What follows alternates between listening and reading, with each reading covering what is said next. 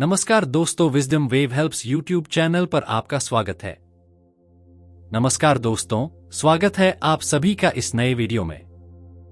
दोस्तों, हम सभी को अच्छे इंसान बनने की सीख मिलती है और हम यही सीखते हैं कि बुरे कर्म से बचें और दूसरों का सम्मान करें। लेकिन कई बार हम यह भूल जाते हैं कि कभी-कभी हमारी अच्छाई का गलत फायदा भी उठाया जा सकता है। अच्छा इंसान किसे पसंद नहीं आता? बचपन से ही हमें सिखाया जाता है कि अच्छा इंसान बनो, अच्छे कर्म करो, किसी का गलत फायदा न उठाओ। लेकिन यह सिखाया नहीं जाता कि जब हम पर कुछ लोगों द्वारा अन्याय किया जाता है तो हमें कैसे रहना चाहिए। जब हमारा गलत फायदा उठाया जा रहा हो, क्या तब भी अच्छे बने रहना और हमारा आत्मसम्मान खोना सही है? जब एक अच्छे इंसान का हक जबरदस्ती छीना जा रहा हो, क्या तब भी अच्छे बने रहना ठीक है? दोस्तों, अच्छा होना आजकल एक आदर्श माना जाता है। जैसे कि आपने अपने आसपास के लोगों को यह कहते सुना होगा कि देखो, वह इंसान कितना ज्यादा अच्छा है। लेकिन हम इस बीच यह भूल जाते हैं कि अच्छे होने की भी एक सीमा होना जरूरी है। हमें यह याद रखना चाहिए कि हद से ज्यादा अच्छा होना भी अच्छा नहीं होता, और अगर हम यह भूल जाएंगे तो यह दुनिया हमें यह बार बार याद दिलाएगी और साबित करेगी कि हद से ज्यादा अच्छा होना भी अच्छा नहीं होता। अक्सर आपने यह देखा होगा कि जो जितना अच्छा होता है उसे उतना ही दुख मिलता है। पर ऐसा क्यों? व्यक्ति हमेशा दूसरों की भावनाओं और जरूरतों को अपने आप से अधिक महत्वपूर्ण मानता है और इसी कारण वह खुद को एक कठिन स्थिति में पाता है। अक्सर उसे ऐसा महसूस होता है कि आखिर क्यों उसके किए हुए अच्छे कामों को लोग नजरअंदाज करते हैं और उल्टा उसी का गलत फायदा उठाया जाता है। कभी ज्यादा काम करवाने से लेकर तो कभी उसे बिना कोई महत्व देकर नजरअंदाज करने तक, किसी के लिए हम अच्छा करते हैं तो वहीं से हमें दुख प्राप्त क्यों होता है? आमतौर पर जब कोई आदमी कभी क्रोध कर दे या दुखी होकर किसी को भला बुरा कह दे तो हम उसे बुरा समझने लगते हैं। ऐसा आपके साथ भी हुआ होगा कि आपने कभी ना कभी तंग होकर किसी को कुछ भला बुरा कह दिया होगा और सिर्फ उसी कारण आप लोगों के नजरों में बुरे माने जाने लगे। और जैसे कि कर्म और फल का नियम कहता है, बुरे कर्मों का परिणाम बुरा मिलेगा। आज तक आप यही समझते आए हैं कि सिर्फ बुरे कर्मों का फल बुरा होगा, लेकिन आज की इस कहानी के बाद आप यह समझ जाओगे कि अच्छा इंसान के साथ भी बुरा हो सकता है जब वह हद से ज्यादा अच्छा बन जाए।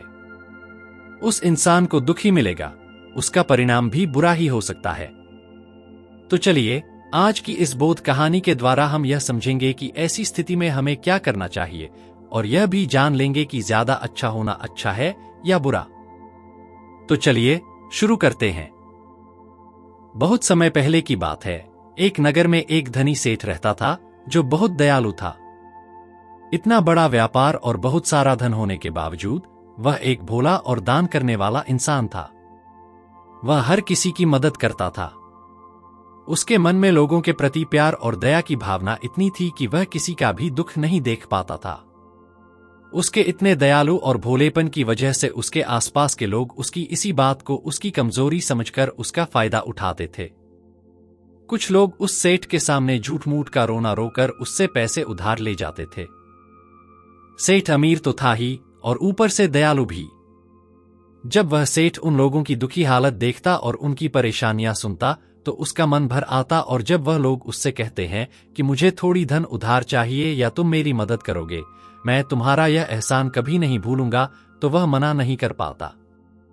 वह सोचकर धन दे देता कि अभी इसका बुरा वक्त चल रहा है, इसको मेरी मदद की जरूरत है, बाद में यह पैसे लौटा देगा। धीरे धीरे वक्त गुजरता गया।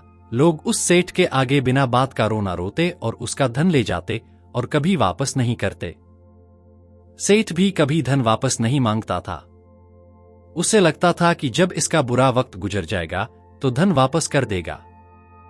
लेकिन कहते हैं ना कि हर सुबह के बाद रात होती है, हर सुख के बाद दुख आता है और दुख के बाद सुख आता है। ठीक उसी तरह उस सेठ के साथ भी हुआ। कुछ सालों बाद उसे पास धन कम हो जाने की वजह से उसके व्यापार में माल भरने के पैसे कम होने लगे और इसके वजह से उसके दुकान पर अब ग्राहक भी कम होने लगे, क्योंकि जो सामान उन ग्राहकों को चाहिए था वह सामान उस व्यापारी के पास खत्म होने लगा था और उस सामान को लाने के लिए अब उसके पास इतना धन भी नहीं था। धीरे धीरे सेठ का धन समाप्त हो गया। एक समय था जब वह सेठ अपने नगर के अमीर लोगों में आता था, पर आज उसके पास पैसे नहीं थे। ऊपर से ढेर सारा कर्ज उसे बाजार से लेना पड़ा। उसे समझ नहीं आ रहा था कि वह क्या करे। उसने महात्मा बुद्ध के बड़े चर्चे सुन रखे थे। उसे यह पता था कि उसके बहुत मित्रों ने उनके पास जाकर अपने जीवन के लिए सही मार्गदर्शन लिए हैं और वह जो ज्ञान देते हैं वह काफी जिंदगियां सुधार चुका है। उसने निश्चय किया कि अब तथागत गौतम बुद्ध ही उनकी समस्या का हल बताएंगे। यही सोचकर वह अगले दिन गौतम बुद्ध से मिलने निकल पड़ा। वहां जाकर बुद्ध को प्रणाम करते हैं। फिर सेठ गौतम बुद्ध से कहता है, मुझे मेरी समस्या का निवारण चाहिए। बुद्ध कहते हैं, पूछो क्या पूछना है। फिर वह उन्हें सारी बातें बताता है कि कैसे वह लोगों की मदद करके अमीर से गरीब हो गया, कैसे उसने बस लोगों की बुरी हालत देखकर अपने व्यापार के पैसे उन्हें मदद करने के लिए दे दिए और आज वह खुद जरूरतमंद हो गया है। गौतम बुद्ध उसकी सारी बातें ध्यान से सुनते हैं और कहते हैं, तुम बहुत ही ज्यादा सीधे और दयालु हो। जरूरत से ज्यादा सीधा होना भी हमारे लिए मुसीबत पैदा कर सकता है। आगे बुद्ध कहते हैं, तुम लोगों की मदद इसलिए करते थे ताकि वह मुसीबत से बाहर निकल सके, लेकिन लोगों ने इसका फायदा उठाया और तुम्हें ठगने का काम करते रहे। सेठ ने कहा, आप बिल्कुल सही कह रहे हैं बुद्ध, मेरे दुखों का कारण मेरा ज्यादा सीधा होना, सरल होना और दयावान होना ही लग रहा है। लेकिन मैं अब क्या करूं? मुझे रास्ता बताइए। क्या मैं बुरा बन जाऊं, दया निकालकर फेंक दूं, निर्दय हो जाऊं? क्या अच्छाई करने की कोई कीमत नहीं इस दुनिया में? क्या मदद करने से या किसी का भला करने से बस यही परिणाम मिलता है? बुद्ध कहते हैं, नहीं, तुम्हें यह सब नहीं करना है। कई बार तुमने देखा होगा कि जो व्यक्ति ज्यादा अच्छा होता है उसे उतना ही ज्यादा दुख मिलता है। इसका सीधा कारण है कि वह अपनी अधिकारों को सामने वाले की इच्छाओं से कम दर्जा देता है और फिर उसे जब भी आपसी अनबन होती है तो उसे अधिक तकलीफ होती है। लेकिन उसी के विपरीत हमें हमेशा यह भी नहीं सोचना चाहिए कि हमारा अच्छा और भला करना बेकार है या यह बस हमारी कमजोरी है। हमें अच्छा होने का हाथ कभी नहीं छोड़ना चाहिए। हमें बस यह सीखना है कि कभी कभी हमें भी अपनी बात रखने का अधिकार है और हमें अपने अधिकारों की रक्षा करनी चाहिए। इसलिए हमें अच्छे इंसान बने रहने के साथ साथ अपने अधिकारों की रक्षा करना भी सीखना होगा। अगर हमें गलत तरीके से नुकसान हो रहा है, कोई हमारा गलत फायदा उठा रहा है, तो हमें उसका सामना करने के लिए सही तरीके से खड़े होना जरूरी है। यही एक सच्चे और अच्छे इंसान की पहचान और शख्सियत होती है। वह आदमी कहता है, बुद्ध, मुझे थोड़ा थोड़ा समझ आ रहा है, लेकिन अभी भी मैं पूरी तरह नहीं समझा। इस पर बुद्ध कहते हैं, चलो मैं तुम्हें एक कहानी सुनाता हूं। उसके बाद तुम्हें समझ आ जाएगा कि तुम्हें क्या करना है और क्या नहीं करना है। बहुत समय पहले की बात है, एक जंगल में एक भेड़ रहती थी। उस भेड़ ने एक को जन्म दिया। वह मेमना बहुत ही सुंदर था। उसके शरीर पर बहुत ही चमकदार घने बाल थे। वह बहुत ही सुंदर लगता था। भेड़ भी अपने बेटे से बहुत प्रेम करती थी और उसका बहुत अच्छे से देखभाल भी करती थी। भेड़ अपने बेटे को अच्छी अच्छी बातें सिखाती, उसे अच्छे संस्कार देती। उस भेड़ की इच्छा थी कि उसका बेटा बड़ा होकर खूब नाम रोशन करे, लेकिन भेड़ के ज्यादा लाड़ प्यार के कारण मेमना बिगड़ता जा रहा था। उसकी मां उसे अच्छी शिक्षा देती थी, उसे अच्छे से रखती थी, दिन रात उसका पूरा ख्याल रखती थी, लेकिन मेमना दिन प्रतिदिन शैतान और जिद्दी होता चला गया। वह अपनी मां की किसी भी बात को ध्यान से नहीं सुनता और न ही किसी बात पर ध्यान देता। उसे हर पल ऐसा ही लगता कि मेरी मां मेरा इतना ख्याल रखती है, और इसी कारण वह खुद की जिम्मेदारी नहीं लेता था। यह सोचकर कि उसकी मां उसे किसी भी संकट से निकाल लेगी, वह धीरे धीरे गैर जिम्मेदार होता जा रहा था और अब उस भेड़ का लाड़ और प्यार उसी के मेमने के अच्छे और जिम्मेदार बनने में रुकावट बन गया था। फिर एक दिन वह मेमना घूमता घूमता पास के जंगल में जा पहुंचा। वह मेमना पहली बार जंगल में गया था। उससे पहले उसे जंगल में जाने का मौका मिला था। वह जंगल की सुंदरता को देखकर चकित रह गया।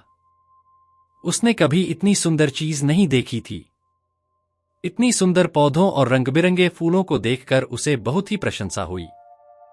उसे यह सब देखकर बहुत अच्छा लगा।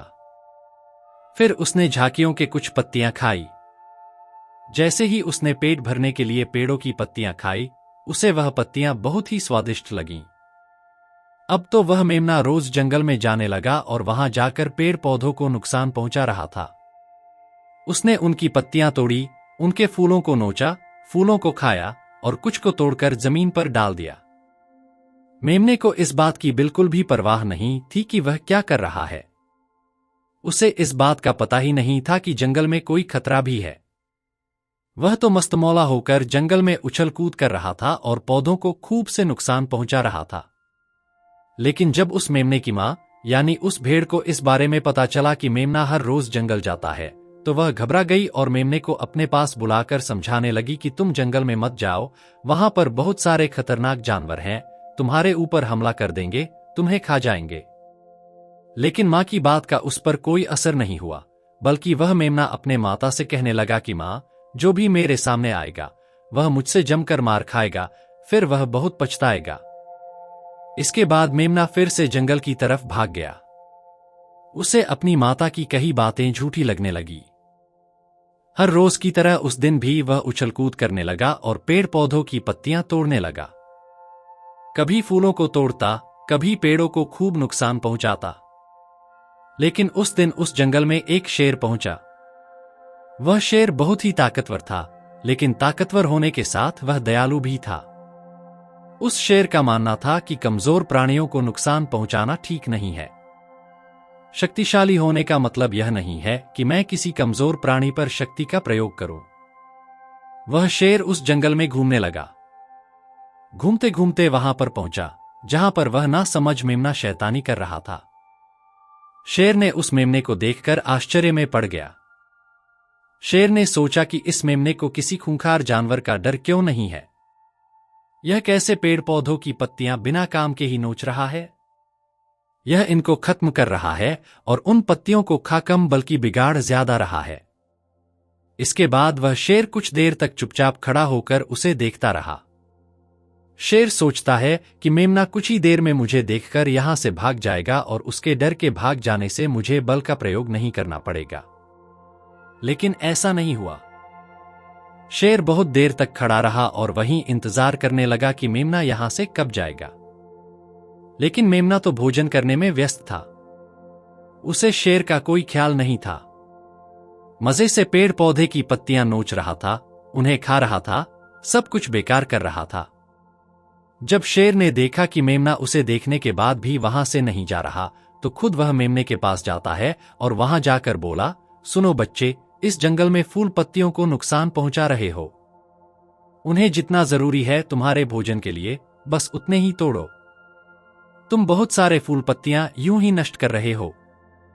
अगर तुम इन पेड़ पौधों को, इन फूल पत्तियों को नुकसान पहुंचाओगे, तो तुम अच्छे बच्चे कैसे बनोगे। अच्छे बच्चे कभी भी इस तरह जंगल में आकर पेड़ पौधों को नुकसान नहीं पहुंचाने लगते हैं। तुम्हारी मां ने तुम्हें अच्छा बच्चा नहीं बनाया।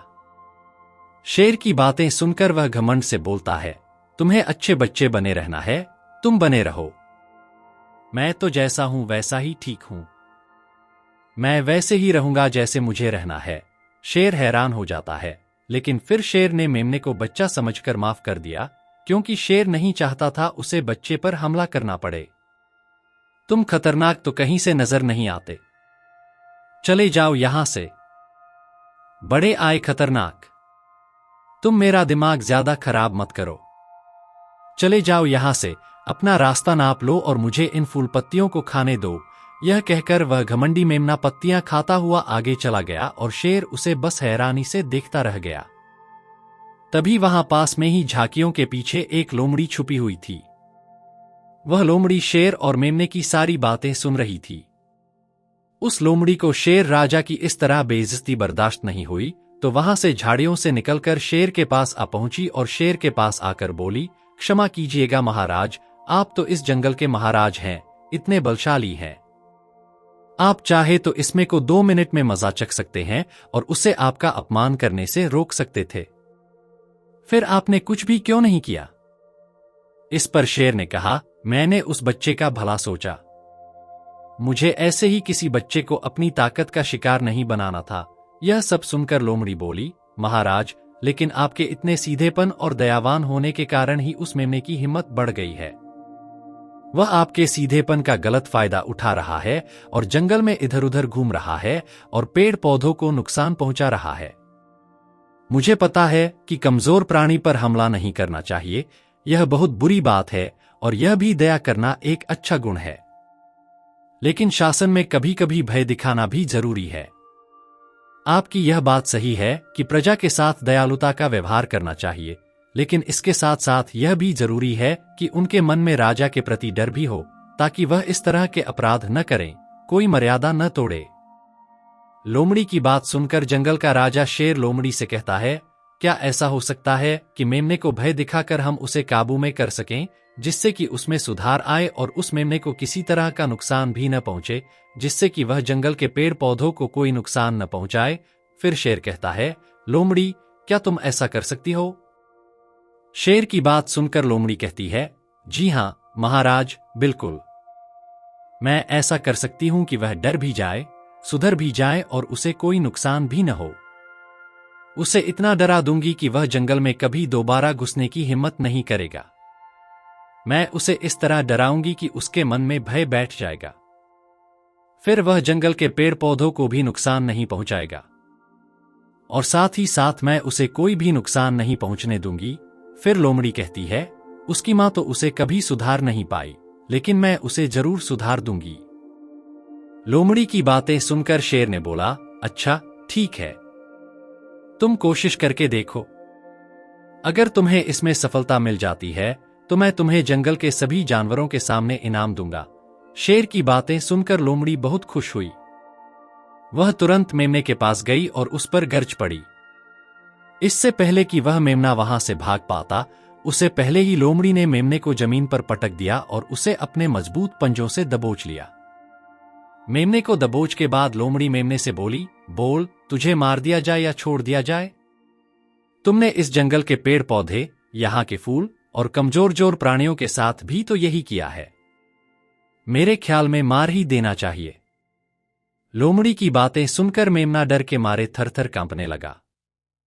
फिर वह लोमड़ी से बोलने लगा, मुझे माफ कर दो, मुझे छोड़ दो, मुझे यहां से जाने दो। मैं कभी भी जंगल की तरफ नहीं आऊंगा, नहीं कभी पेड़ पौधों को कोई नुकसान पहुंचाऊंगा, और अब मैं कभी कोई गलती नहीं करूंगा। तब लोमड़ी ने मेमने की पकड़ ढीली की। जैसे ही मेमने की पकड़ ढीली हुई, वह जोर जोर से भागने लगा। वह गिरता उठता भागता हुआ अपनी मां के पास जा पहुंचा। उधर लोमड़ी शेर के पास गई और सिर झुकाकर बोली, देखा महाराज, ताकत के साथ दिमाग का प्रयोग करना भी बहुत जरूरी होता है। तभी लोग हमारा सम्मान करते हैं, तभी हमारी अच्छाई का गलत फायदा नहीं उठाया जाएगा। लोमड़ी की बात सुनकर शेर लोमड़ी की योग्यता से प्रभावित हुआ। उसने लोमड़ी को सारे जानवरों के सामने इनाम दिया।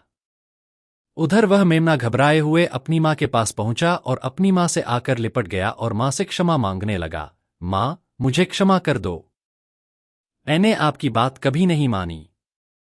आप मुझे हमेशा सही कहती थीं कि जंगल में बहुत खतरनाक जानवर रहते हैं। आज के बाद मैं कभी भी जंगल में नहीं जाऊंगा।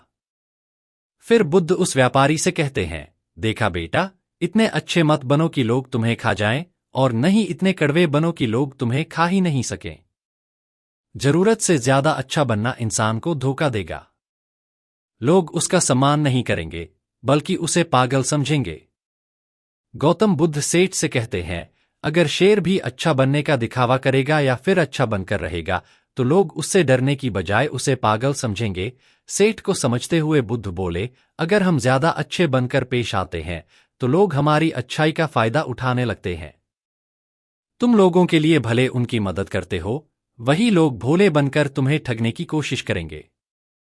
तुम्हें लोगों की मदद करना छोड़ना नहीं चाहिए, बल्कि समस्या सुनकर उसे धन देने की बजाय उन्हें समाधान देने की कोशिश करो। अगर धन की आवश्यकता पड़े तो थोड़ा बहुत धन दे सकते हो, लेकिन हर समस्या का समाधान धन से करने की बजाय निवारण से करो। इससे वही लोग तुम्हारे पास समस्या लेकर आएंगे जिनको हकीकत में दिक्कत है। पैसे ठगने वालों से तुम्हें मुक्ति मिल जाएगी।